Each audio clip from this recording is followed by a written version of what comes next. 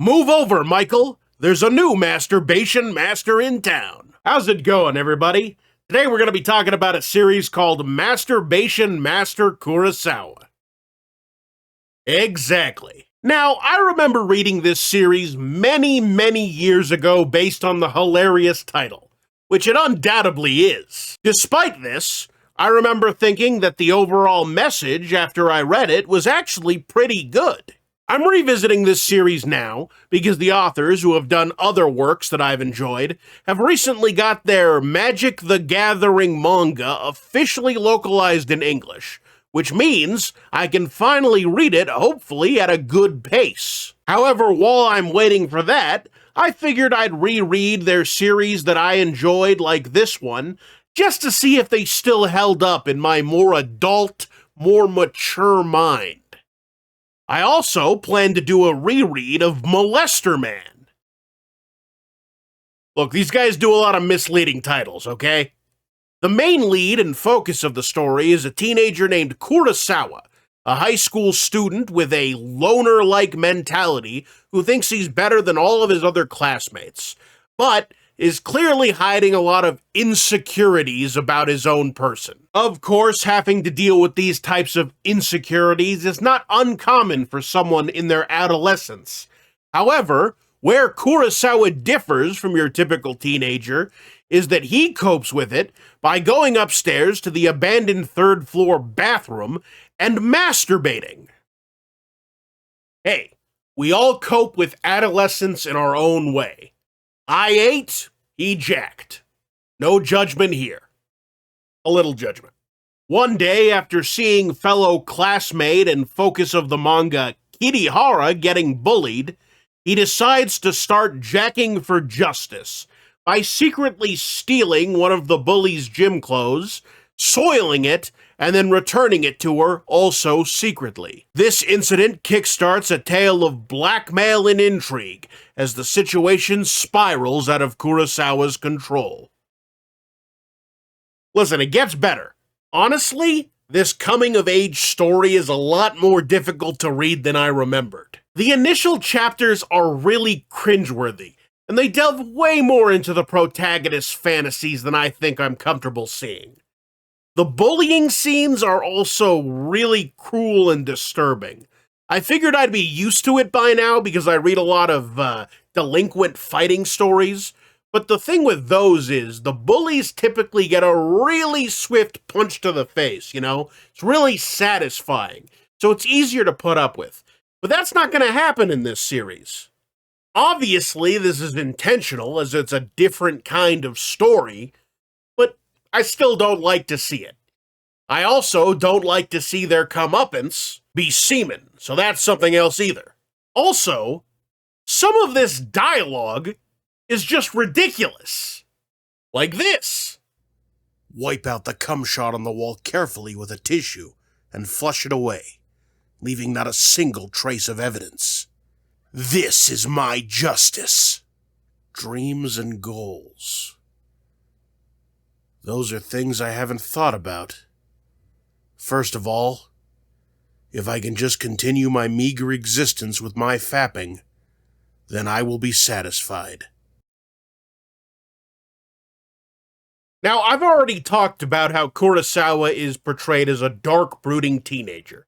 However, he begins to open up when he starts talking to fellow classmate Takagawa about books in the library. This brief interaction is enough to make Kurosawa ease up on some of his more problematic tendencies. Now, I do have a problem with some of the ways that this manga presents issues. I will say right now that it really does go out of its way to depict early Kurosawa as a figure not worthy of idolization. I go out of my way to say this, even though it might seem obvious, only because I know that there actually is a lot of idolization of characters like Light Yagami, who Kurosawa is so clearly a parody of. Now, Kirihara as the female lead is very interesting, because I was expecting to root for her as a victim of bullying, which I do to an extent, but after discovering that Kurosawa is the mystery masturbator, she starts blackmailing him and directing his justice jacking. She corrupts it. Of course, her bullies deserve some form of retribution, be it physical punishment or preferably some sort of, scolding or punishment from an adult. But, maybe this isn't the best way. Maybe she should have said, listen, I appreciate the spirit, maybe not the execution, but let's go on our way. But then she starts targeting people who aren't necessarily bullying her. So it enters this weird dynamic of, you don't like anything that's going on. Of course, besides the main characters, there are a few others worth mentioning who impact the story. There's Nagaoka, I don't know if I'm pronouncing that right, a very popular nerd who's very friendly and always trying to befriend Kurosawa, who thinks he's a bit of an annoyance, but deep down he likes the guy. There's Takagawa, who I've mentioned, who's the love interest of the protagonist, and I'm not a huge fan of the way they handle her story, but she's there and she's worth mentioning. And then there's Sagawa, the leader of the bullying and the first victim of the jacking. Now, Sagawa does get some nice character development, but she also gets off scot-free. And it really rubs me the wrong way.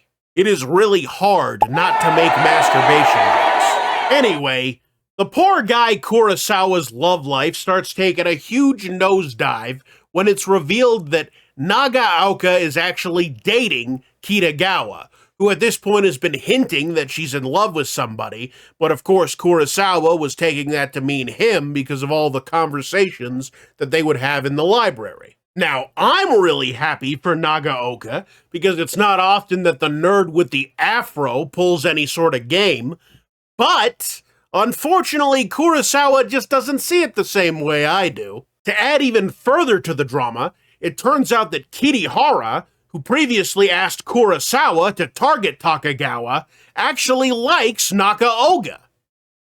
This series has way too many four-syllable names. After this revelation, Kurosawa finally relents to doing the dastardly deed that Kirihara asked of him after she expertly manipulates his fragile emotions. And of course, after performing the deed, it's not like Kurosawa's feelings are satiated. He doesn't feel relief.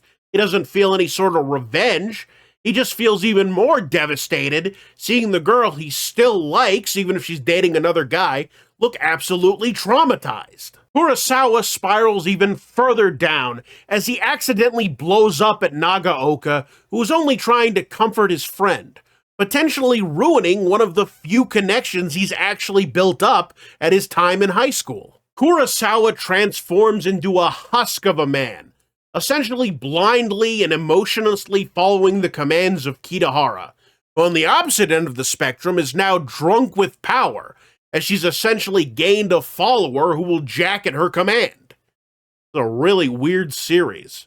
Fortunately, eventually, Kurosawa takes a moment and takes inventory of everything he's lost and decides to take some semblance of responsibility as he tells Kitahara he's going to confess to all of his crimes in front of the class, which he does do. In the time following his confession, Kurosawa becomes a target for relentless bullying, even taking the nickname Masturbation Master Kurosawa from the title and turning it into, instead of a funny title, it's now a mocking nickname to serve as a reminder of the shit he's done. I really enjoy this revelation because it turns the title from a humorous play on words into a symbol of his accountability. Despite literal beatings and really, really severe bullying, Kurosawa accepts it all because he used to be a piece of shit, and people can change. After a heartfelt conversation with Kirihara,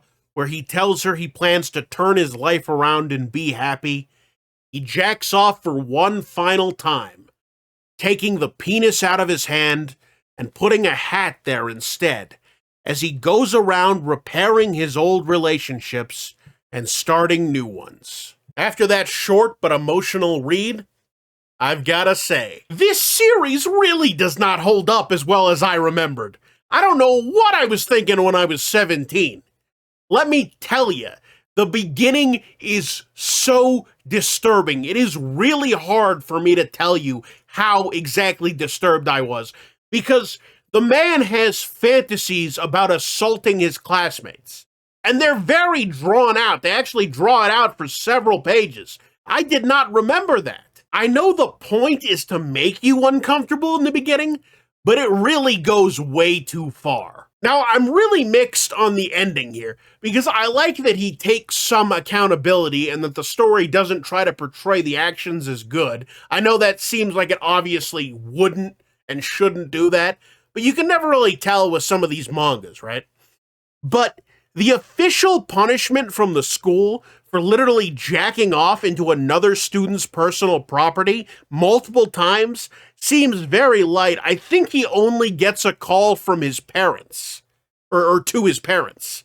Now, that aside, maybe I shouldn't be so surprised due to the fact that the bullying also gets completely unaddressed by the story. The bullies get off scot-free, I mentioned that. There is no official punishment that I can see. I also really don't like how the unofficial punishment is presented as like a good ending for him. Yeah, sure, he didn't go to prison for literal sexual harassment, but why are you letting these bullies run rampant? Like, obviously the main bullying aside, which I mentioned should have been punished, you've got these delinquents beating the shit out of him on school property, and nothing's being done about that. It's just viewed as like, oh, he's got to take his punishment as a man. He's taking his licks. This is what he incurred. No, he incurred prison. That's an acceptable response. Expulsion. You know, if you want to be light because he's learned his lessons, that's fine too. I'm not saying he's, like I said, people can change. But suspension? Not, all right, we're not going to do anything to you academically, but I'm just saying when I'm having a beer at 6 p.m., I'm not going to be looking outside while you're getting the shit kicked out of you. So that's a big problem right there, in my opinion. Now, I'm coming in a little hot here, so let me talk about some of the things I do enjoy, which I really do enjoy the main messages of the manga.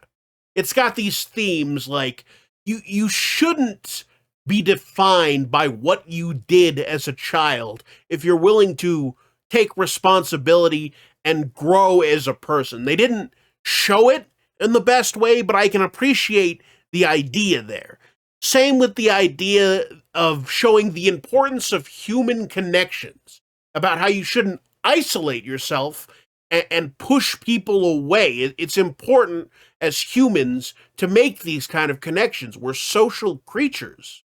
By getting to know people, you can understand facets of the personality that you wouldn't be able to see on a more general level. It's really quite poetic in that regard. And of course, the most important lesson, the thing you should take away from this manga, regardless of how you feel about its presentation, how you feel about its characters, the most important thing is if you gotta jack off, just do it at home. Oh, and don't worry, Michael, that joke was just for the segue. You've still got the crown.